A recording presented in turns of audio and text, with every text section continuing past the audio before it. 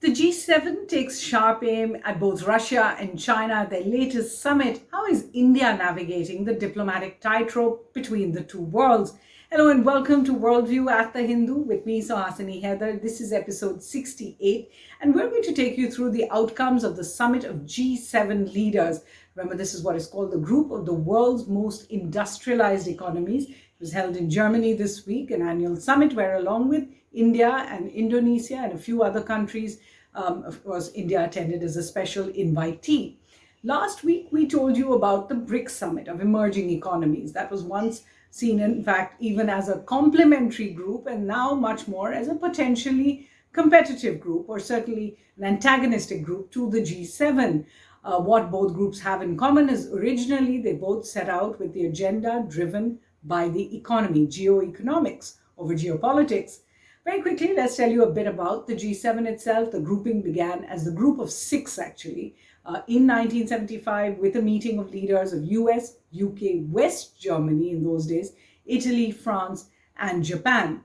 They really came together in the early 1970s as a result of the oil crisis and then the global currency exchange issues, as well as a kind of collapse of the Bretton Woods system, and decided that they must meet annually to discuss economic issues. Canada then joined in 1976, making this now the G7. And in fact, the EU leadership, the European Union's and the European Union Commission and Council's leadership has always been invited to the G7 meets since then. In the 1990s, after the fall of the Soviet Union and then the reunification of Germany, Russia was added to make it the G8, and then, of course, West Germany was replaced by Germany. However, decades later, after the Russian wars with Georgia in 2008 and then the annexation of Crimea in 2014, the club decided to oust Russia permanently, and in fact has been very united against its former co-member, Russia, particularly when it comes to sanctions over the war in Ukraine this year. Now, India has been a special invitee to the G7 on several occasions in the past, dating back to, I think, 2003, and then including 5 consecutive years from 2005 to 2009 when Dr. Manmohan Singh was invited during the global economic crisis.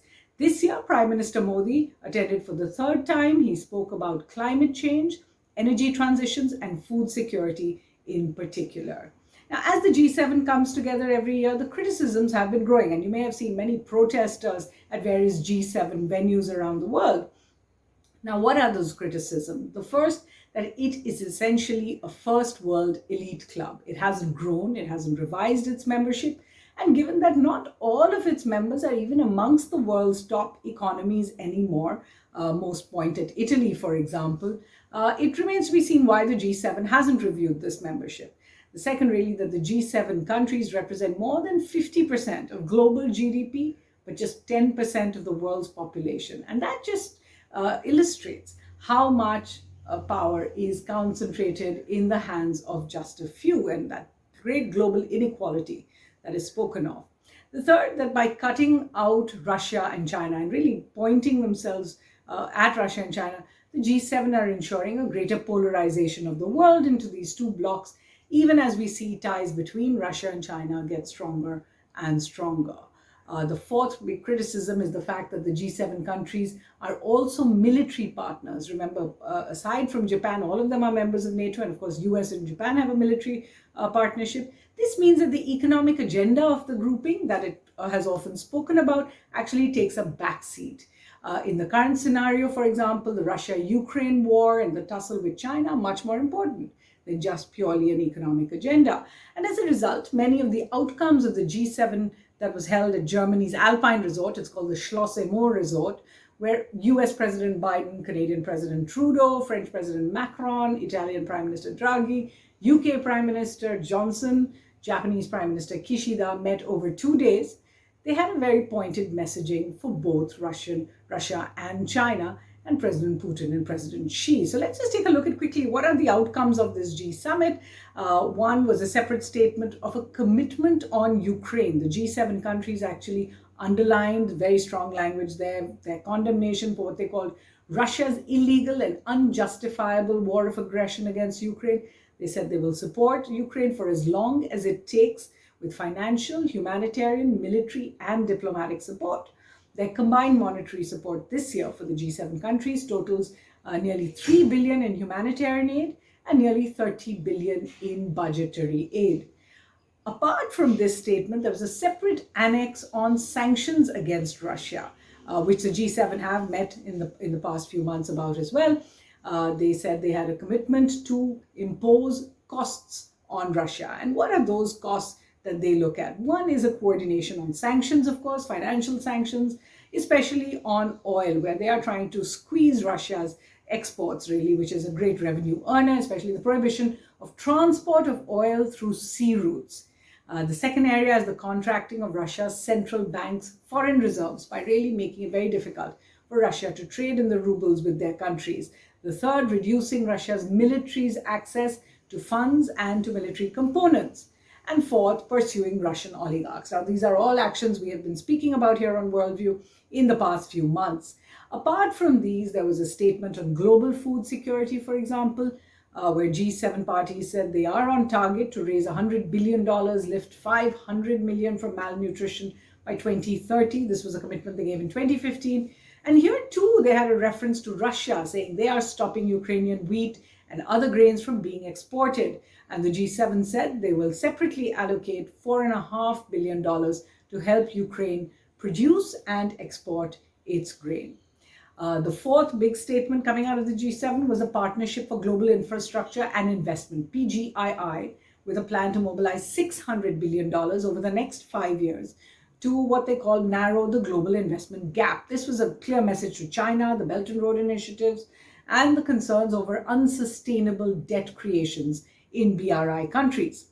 The fifth was statements on climate change and on just transition partnerships between the G7 and countries like India, Indonesia, Senegal, South Africa, and Vietnam to ensure that all these countries are able to keep their targets for keeping global warming levels between 1.5 degrees and 2 degrees Celsius only. Finally, and this was much talked about in India, a statement on resilient democracies, which India also signed on to, where Prime Minister Modi committed to ensuring free and fair elections, the protection of civil society, promoting human rights online and offline, and achieving gender equality.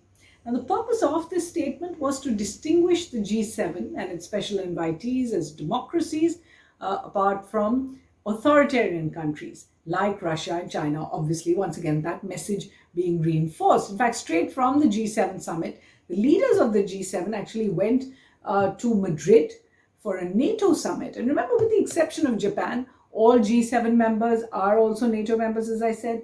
And then they also invited, with Japan, South Korea, Australia, and New Zealand, all of whom have military alliances in the Indo-Pacific with the United States. And all of them were invited to the NATO summit in Madrid to make much stronger statements about the twin challenges from Russia and China. So if one group is concerned about Russia, the other group is concerned about China, and all of them are concerned about both those countries.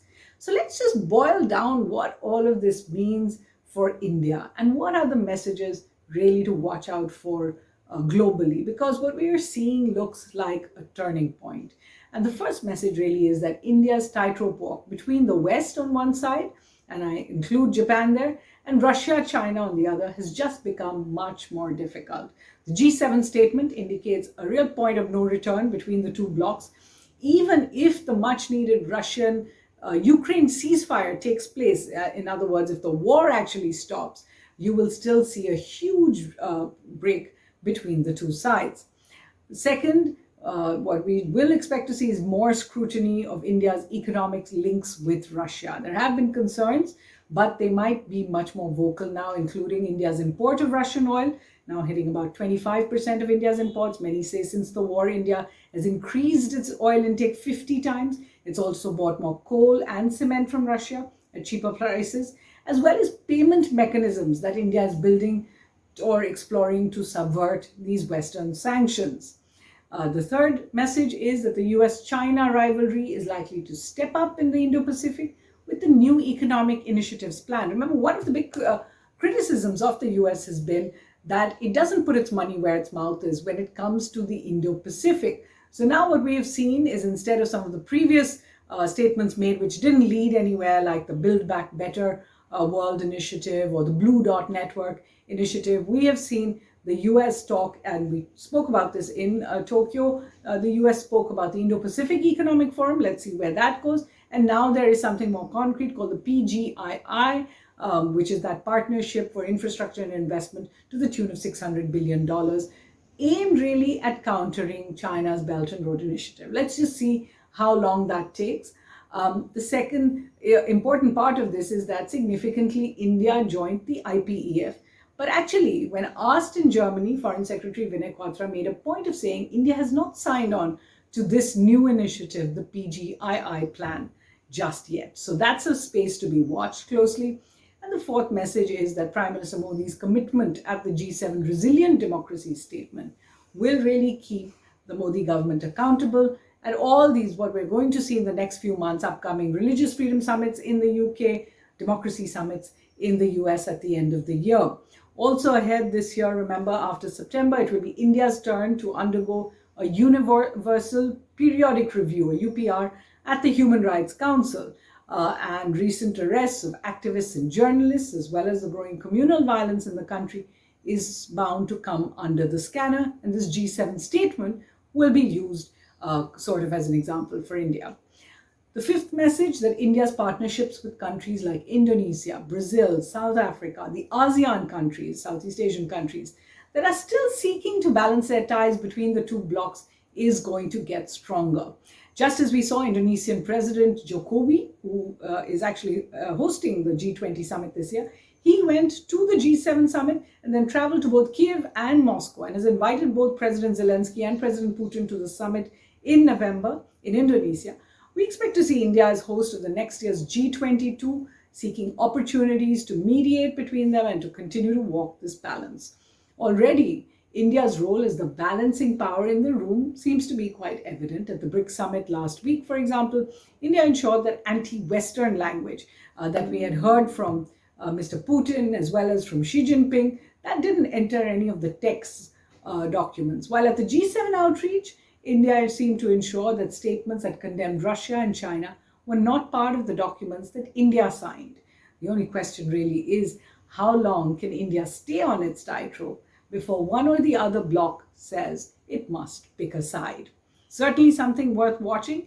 We do have reading recommendations for you as well. The first, a little more academic book. I always get you one of these from one of the academic presses. It's called The G7 Anti-Globalism and the Governance of Globalization.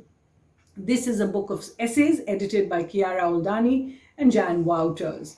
Another book on the academic lines is called International Summitry and Global Governance, The Rise of the G7 and the European Council from 1974 to 1991. So if you're interested in the history of the G7 and how it was founded, of course, so much has changed since then. This is another edited work by two editors, which is worth looking at. The third is a book really about the crises that are coming for the G7 countries, The Storm Before the Calm, America's Discord, the Coming Crisis of the 2020s, and the Triumph. This is by George Friedman. George Friedman is an analyst who writes often about these kind of futuristic crises and what to watch out for.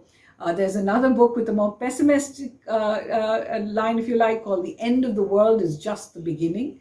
Author Peter Zeihan mapping out a future of how reversing globalization, securing food, energy, and their borders themselves is going to become very important for countries. Another book that you might find interesting is The Tragedy of Great Power Politics by John Mearsheimer. Of course, Mearsheimer's statements about Russia, NATO, the expansion and all the rest have been watched quite a lot in India. So this book might be interesting. Then there is The New World Disorder and the Indian Imperative, What India Really Should Do. This is by Shashi Tharoor and Samir Saran, and very much from an Indian perspective worth looking at. Of course, there is the book by Henry Kissinger, World Order, and so many other books by him that deal with various parts of the global order tussle, but World Order certainly worth reading. And then a book I thought you might find interesting. It's about the relationship between Barack Obama and Angela Merkel, and it's called Dear Barack, a book by Claudia Clark, talking about how these two leaders of the US and Germany came closer together over and bonded really over solutions for the economic crisis we saw in the late 2000s. So a lot of books for you to read and a lot to think about for all of us. We do hope you join us here again on Worldview from the team. Thanks for watching.